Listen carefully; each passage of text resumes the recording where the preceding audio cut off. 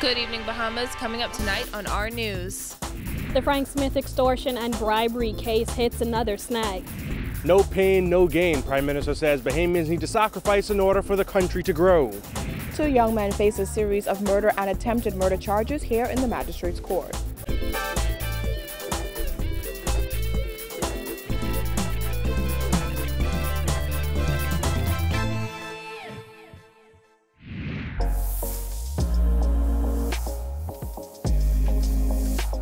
Our news is brought to you by Alive.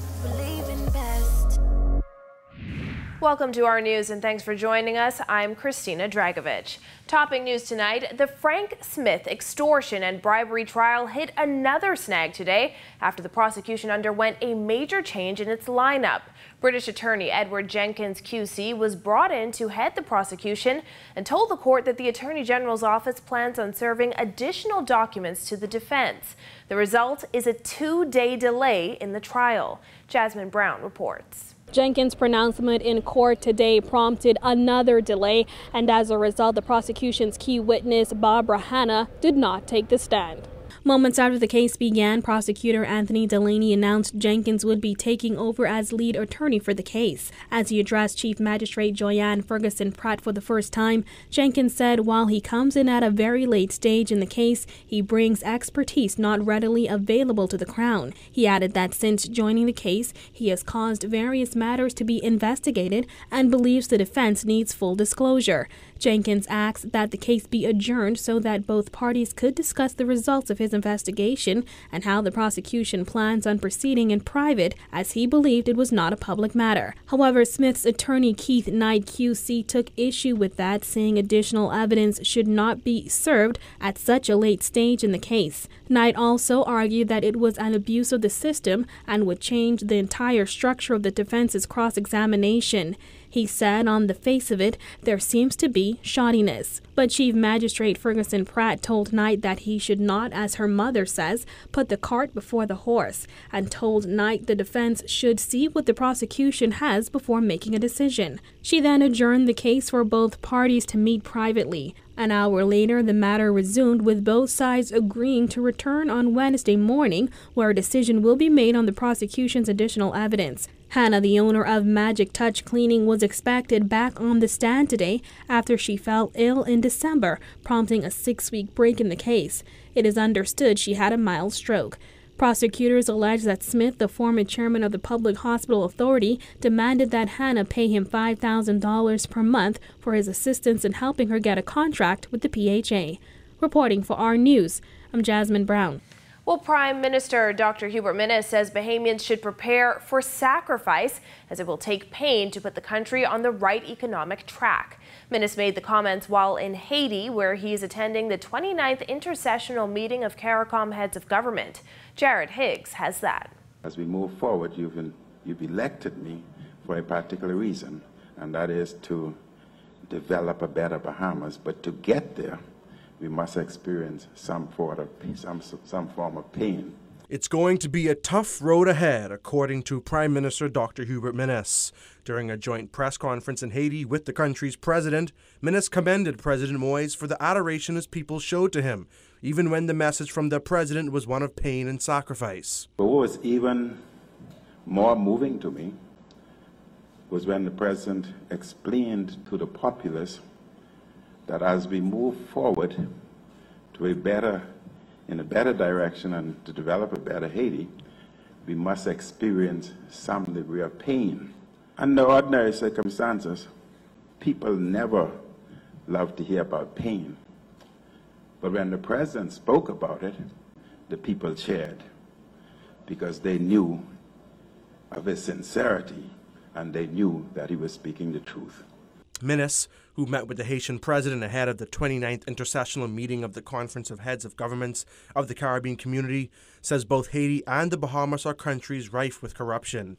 He added that he and his Haitian counterpart are committed to stamping out the scourge that he says is largely responsible for the poverty that exists, albeit on different levels, in both countries. Keeping with the theme of paying for progress, Minnis says the fight against corruption won't be easy. To do that and to develop both a better Haiti and a better Bahamas, we will do what is necessary, regardless to whom we may have to inflict great pain on. Agriculture and trade appeared to be at the top of the agenda for Minnis and his delegation. That included Minnis' wife, Patricia Minnis, Minister of Immigration, Brent Simonet, Minister of Foreign Affairs, Darren Henfield, and his wife, Deidre, Minister of Transport and Local Government, Frankie Campbell, Minister of Agriculture, Renward Wells, Minister of Tourism, Dionisio de Aguilar, and High Commissioner to CARICOM, Ruben Raming. And while Minnis had set a December 31st deadline for undocumented migrants, many of whom are Haitian, to leave the country, the Haitian Agriculture Minister has his own December 31st deadline. The President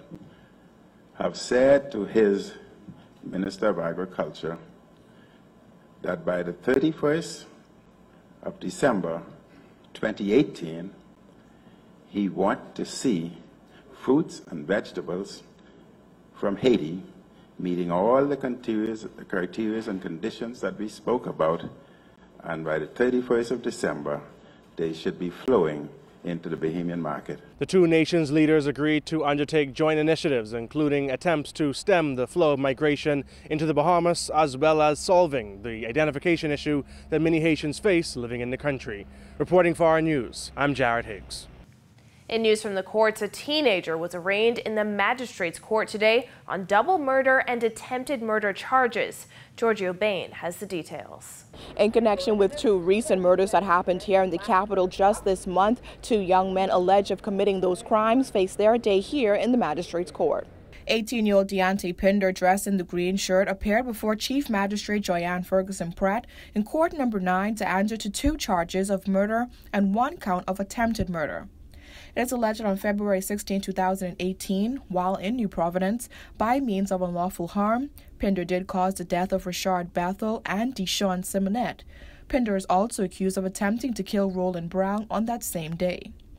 According to police reports, shortly after 8 p.m., a group of men were standing on a carport at a residence on Chaffron Street in Pinewood Gardens when 2 gunmen drove up to the residence on a scooter and opened fire on the men, hitting 3 of them before fleeing on foot. One of the men died on the scene. EMS personnel were called to the scene and transported 2 of the victims to hospital in serious condition. However, a short time later, a second male was pronounced dead at hospital. Representing Pinder was attorney Muriel Ducille. Pinder was not required to enter a plea and will return to court on April 18th for the presentation of a voluntary bill of indictment. Reporting for our News, I'm Giorgio Bain. And 25-year-old Stephen Voltaire, dressed in the pink and green shirt, appeared before Chief Magistrate Joyanne Ferguson Pratt to answer to the charge of murder. Police say Voltaire was responsible for the February 15th death of Matthew Pratt. According to initial police reports, shortly after 5 a.m. on that date, a man was walking on Potters Key Dock when he discovered a male lying unresponsive and with visible wounds on the pavement outside one of the stalls. Voltaire was represented by attorney Muriel Ducille. He was not required to enter a plea and will return to court on April 18th to be presented with a voluntary bill of indictment. In other news, residents of the Bernerd Road area are petitioning to stop the construction of a proposed cemetery in that community. Residents tell our News there are serious health and environmental concerns with developing a cemetery in the low-lying area off Bernerd Road. We actually don't really want it. We don't want it there. They can do anything else besides the cemetery. Association President Tiffany Eldon says the community is strongly against the development of a cemetery along the already busy Bernerd Road. Eldon and the association have gathered the support of more than 500 Bahamians online and 200 residents by going door to door. The top concern? Possible contamination of groundwater in the already low-lying area. Most of the concern is health issues due to the contamination of water, also congestion of traffic, along with the open window to more criminal activities in our area. We had unanimous opposition. Nobody seems to support this type of development in the area. There's a lot of concerns with flooding.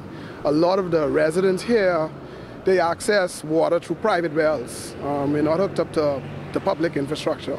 Most of us aren't.